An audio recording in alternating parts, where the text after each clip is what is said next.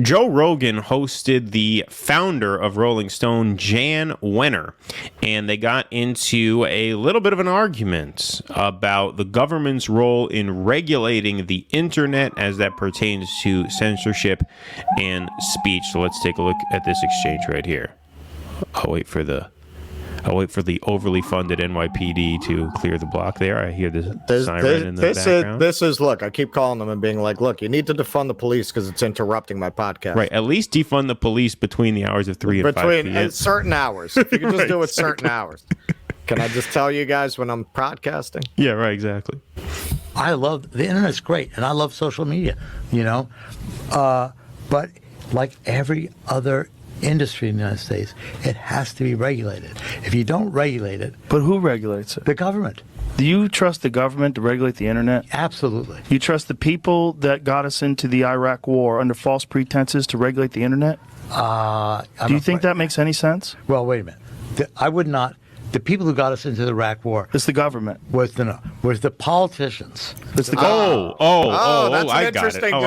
I understand. So it wasn't the government. It wasn't the government, it was the politicians. Which who are not actually in the government. They're pixie sticks. Yeah. Little too much Lucy in the Sky with Diamonds for this guy, not enough, Webster's Dictionary, Encyclopedia Britannica. He's doing his Jim Ignatowski impersonation. Yeah, exactly. In the end, yes, it's the government.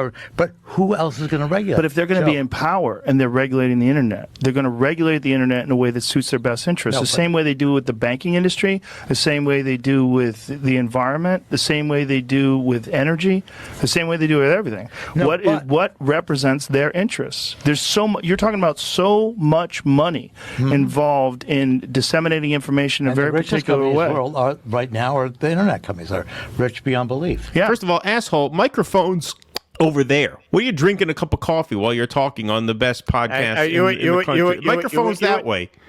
You would think he has enough experience to know better. Right, exactly. Guy's been in the fucking media since the fucking dinosaurs were getting hit with a meteor shower. Schmuck is talking to his coffee thermos with the microphones on the other side of the frame. It's but it's a disruptive thing that has never existed before. I think it exists, and I think where we're at is where we're at. I think we need to move forward collectively as a country with an ethic that respects truth and that appreciates opinions and reality and an understanding of things that's not necessarily possible with corporate interest involved in dissemination of information. But there's no way to do that except through the government. There's no way that you can do that except through the government. Why is that? Human nature is not going to change. But the government's not going to change either. But the government is capable of change. Okay, look, the government regulates, for example, the food supply, or it can regulate. Let's take the food supply. Yeah, the Department of Agriculture. Why have they let glyphosate infestate all of our foods? Let's stay with one thing. Yeah, but that's a problem. That's the government regulating. Well, then we better get better politicians in them to appoint better people. I mean. Okay, so we can get better politicians and we can appoint better people. And his main argument there is an argument that you hear quite often. It's not in itself an invalid argument. It's that we can change the government, right? In theory, people in a democratic state can, in fact, change the government. So what Jann Wenner is saying is that, we can put good people in charge of the government who are not going to abuse state power to unfairly censor voices online that they don't like. We're going to elect some new people, right? We're going to change things. He's the founder of Rolling Stone, founded in 1967 as a little pamphlet, right? Rock and roll. We're going to change things. We're going to overthrow the system, man. Fight the power, man. Who are we going to elect, man? Let me take you back to a year called 2016. This was published on March 23rd. Right as the primary was heating up and Bernie was getting some post-Super Tuesday mojo working, Rolling Stone comes out and endorses Hillary Clinton for president by Jann S. Wenner. And it was all of the corporate media talking points. Yeah, I'm just going to read the first few paragraphs here because it's worth reading. This is who this guy is, right? It's hard not to love Bernie Sanders. He has proved to be a gifted and eloquent politician. I don't know what this is. He has articulated the raw and deep anger about the damage the big banks did to the economy and to so many people's lives. He's spoken clearly for those who believe the system is rigged against them. He's made plain how punishing and egregious income inequality has become in this country, and he refuses to let us forget that the villains have gotten away with it.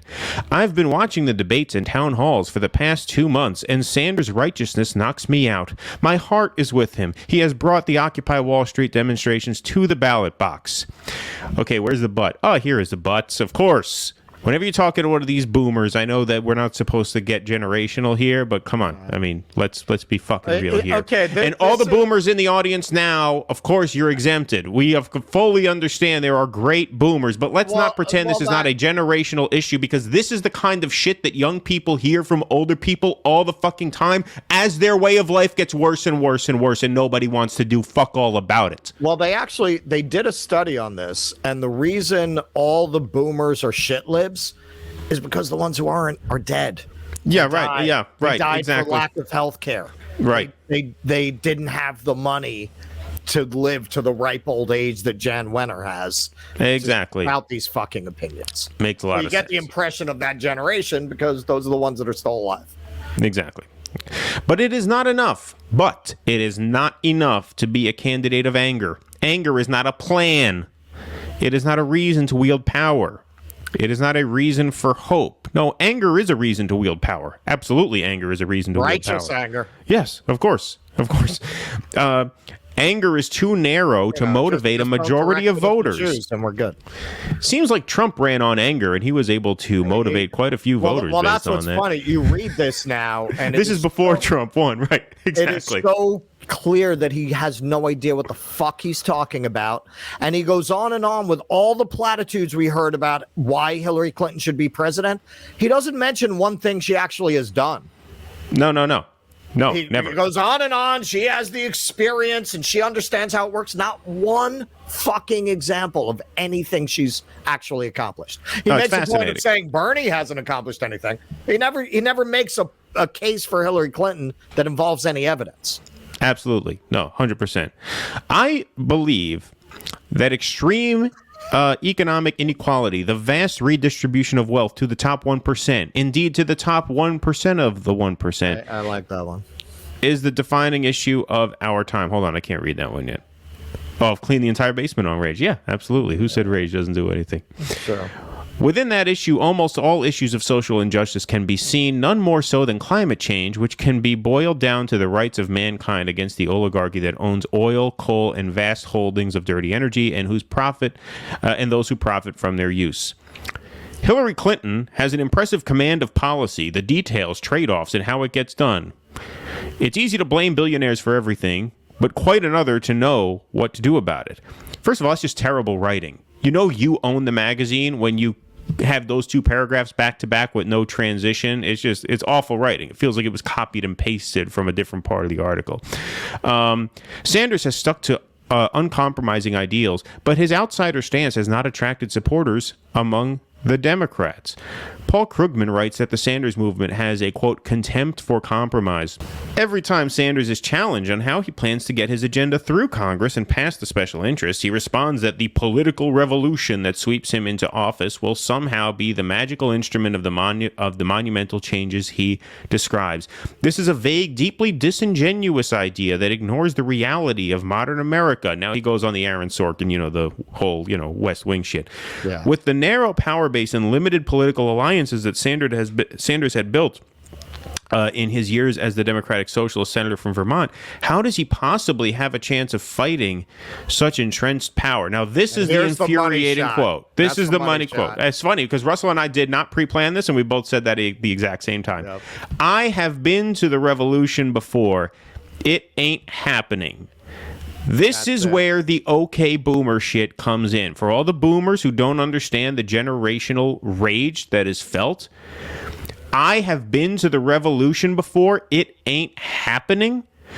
You guys had a revolution And then you closed the door behind you as soon as a dollar bill was dangled in front of your face and decided, okay, revolution's over. We'll take our gains. Fuck everybody else forever. Sure, Ronald Reagan, take the country. It's yours. That's what you motherfuckers did. And we are living with the consequences. So don't fucking lecture people. I've been to the revolution.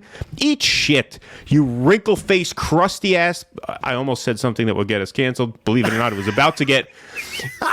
It was about to get more. If you directed at an old white man, I think it was about to get more profane than that, if you can believe it. I caught myself at the last second. But that's what you got. I mean, it's just infuriating. This idea that you fought a revolution, you fought a revolution for yourselves. Yeah, sure. And then you took the gains of that and moved to the suburbs, and nobody else can get anywhere. You just took the hedonism part. Right, exactly. That's right. it. We'll take the hedonism and the money. Now we can have key parties in the suburbs. Right. We'll have orgies in penthouse apartments now. Congratulations. That's your revolution. Without guilt or shame. Infuriating. Just unbelievably infuriating. This is where it's very difficult to figure out, if you are on the left, where to jump these days. Because Jann Wenner and people like him are going to take away your freedom of speech. And they're going to take it away the whole time spouting platitudes about freedom and liberty and democracy. I mean, it's really terrifying and dystopian, the way that they are packaging what is essentially a totalitarian state agenda as an effort to protect democracy. It is very war is peace, freedom is slavery kind of a message. It's very difficult to know if you are still involved in the electoral system. She's right. Holly's right. She said it's fascism. That's true. Of course. Where do you put your vote? Where do you put your vote? I don't want people like this in power. I don't want people like this anywhere near power. You look at what's happening. Amazingly, we always used to say, well, things get bad enough, I'm going to go to Canada. Canada is rapidly helping the case of the right wing, that what left-wing people really want is a so you can't get a bank account in Canada either. They also close the people up. That's what I'm right? saying. Yeah. That's what I'm saying. I was just reading today in Common Sense, Barry Weiss's Substack. She didn't write this. Somebody else did. But this is terrifying. Okay, so they open the door to doctor-assisted suicide for people for whom death is inevitable. And then they change the law so that that's no longer a requirement. They made it so loose that it's a person who feels that they want to die, who doesn't feel that any available treatment is going to be effective. So that's basically anyone. That's basically anyone who's like having the blues, who wants doctor-assisted suicide can get it. What's really terrifying about this is you're getting poor people who are starting to sign up for doctor-assisted suicide because they can't afford the bills. You're there's a terrible story in there about like a mother and daughter, where the mother has cancer and the daughter has a condition, and the daughter says to the mother, I just don't think we can afford to go on anymore. Maybe we should go for doctor-assisted suicide. And they did do a study, like the Canadian government did a study, which showed that this policy could potentially save them $60 million a year in medical costs on all the people who would go for doctor-assisted suicide. That is a terrifying, and I must say, particularly left-wing kind of a dystopia. The way that would start, the left-wing compassion, well, let people choose to die, and then this is where it goes. They sit down and they do the numbers and they say, hey, maybe we should expand the definition. You look at that, you look what they did with the truckers, with debanking people, and this, vision of, and making it illegal to misgender people. Now, as a free speech advocate, look, I would never do that. I think you should define people, call people what they want. What's that costing you? But I don't think it should be compulsory. You have a right to be an asshole. That's right. Part of freedom of speech. You want to be an asshole, you can be an asshole.